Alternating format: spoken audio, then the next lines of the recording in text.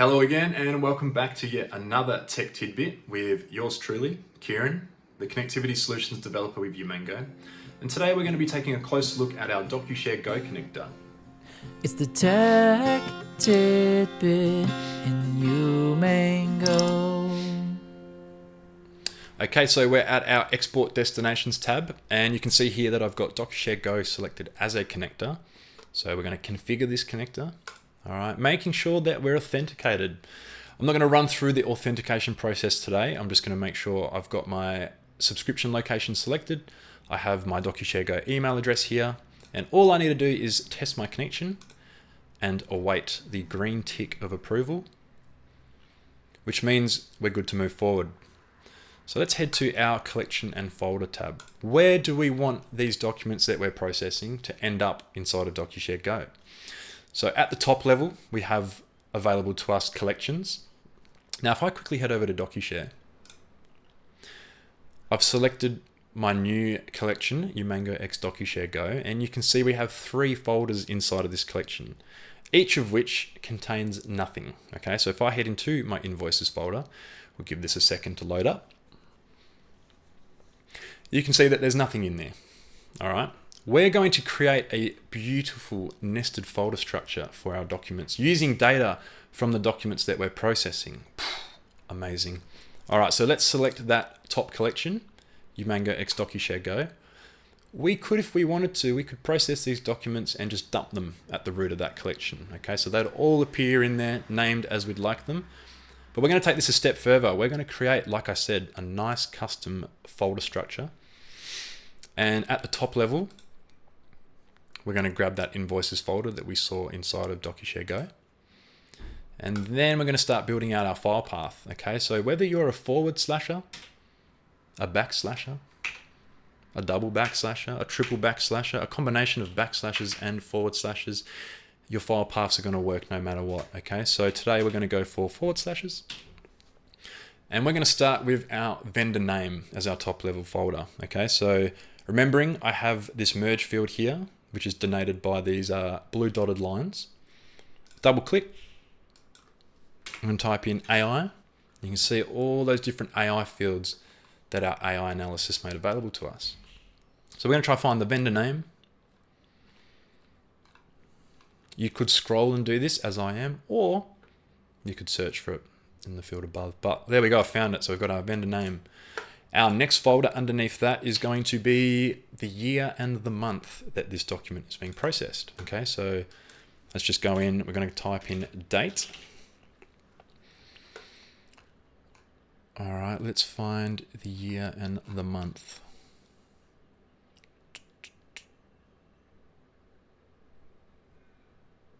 I like that. So we've got the current full year. We're going to go space, and then we're going to add the month in as well. So again, just trying to find that. There we go. So we've got the month. So we have in the invoices folder, a folder created for the vendor, a folder created for the year and the month that this document was processed. We're going to add another folder for the day.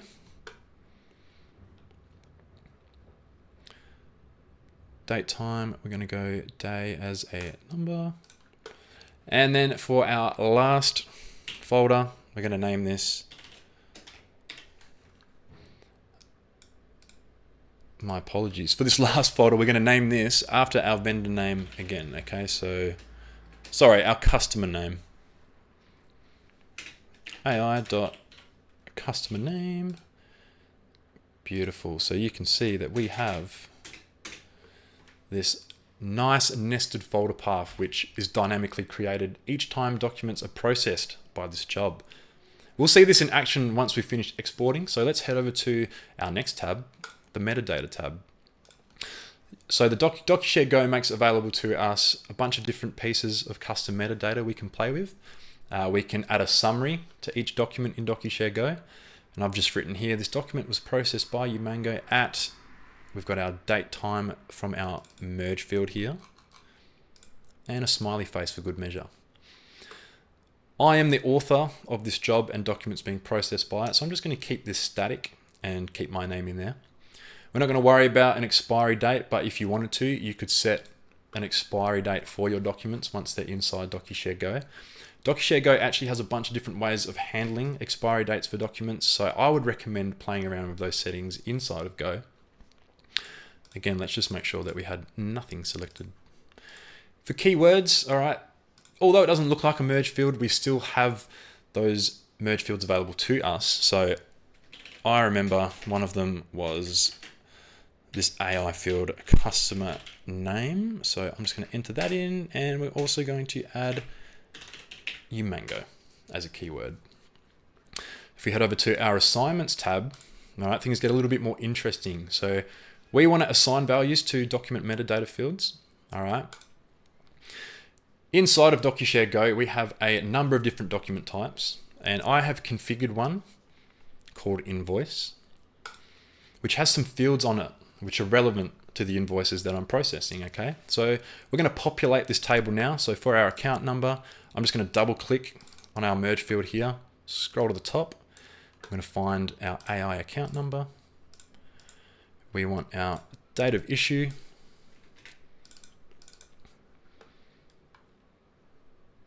Date of issue right there, bang, let's add that in. We're going to go for due date as well.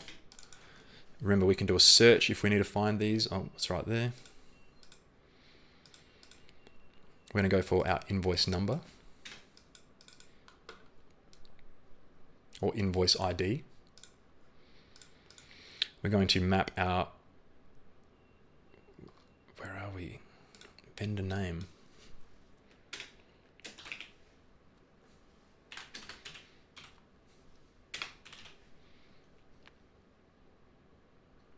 Vendor name, look at that, there we are.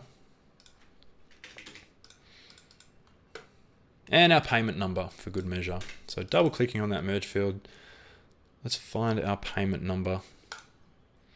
All right, and you can see there that we've mapped a bunch of different pieces of data from our sample document to our document type in DocuShare Go, and this is going to make indexing our documents and searching for these documents a whole lot easier for us down the track, okay? If we head over to our document tab, we've got a temporary file name here. I just want to name this something dynamic again, much like our folder structure. So I'm going to go for, again, we're going to go date and time.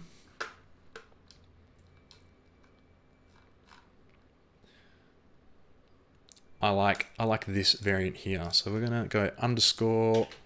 We're going to grab the vendor name again.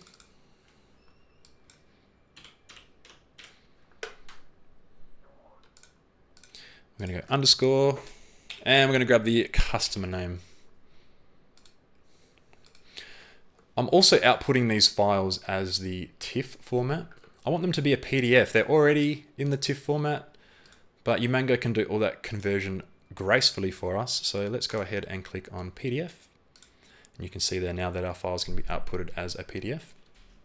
And we're just updating any files that already exist inside of DocuShare Go with the latest version that we're exporting. Okay, so let's save those settings off.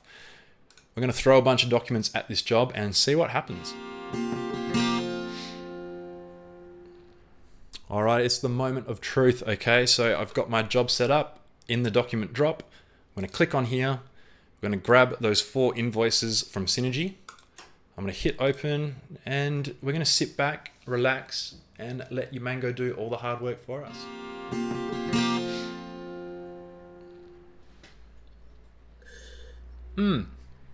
So I've just had time to go make a coffee, although I'm sure it didn't take that long to process. However, I didn't have to get involved at all. Okay, Umango did all the heavy lifting for me. I configured the job. I told it what I wanted it to do, gave it the documents. The rest is history. Okay, so we can see that our invoices folder is now populated.